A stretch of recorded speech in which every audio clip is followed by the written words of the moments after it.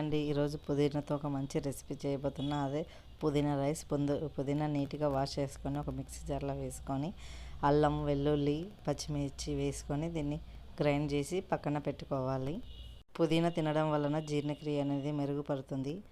Onions cut చేసుకొని పక్కన నుంచి పుదీనా మెత్తగా పేస్ట్ పక్కన పెట్టుకోవాలి. కుక్కర్ తీసుకొని నెయ్యి వేసుకొని 1 స్పూన్ ఆయిల్ వేసుకొని 2 ఇలాచీ, 2 బిర్యానీ ఆకులు, 4 లవంగాలు, దానికి జీలకర్ర, జీడిపప్పు వేసుకొని వేగనివ్వాలి. వేగిన తర్వాత ఆనియన్స్ వేసుకోవాలి.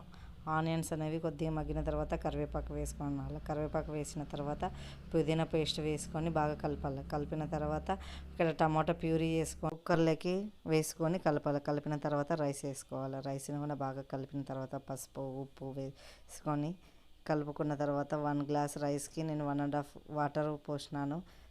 మూత పెట్టుకొని 2 విజిల్స్ రాగానే ఇలా ఓపెన్ చేసి చూడగానే పుదీనా రైస్ పర్ఫెక్ట్గా ఉంటుంది. 2 మినిట్స్ అలానే వదిలేస్తే పర్ఫెక్ట్గా పుదీనా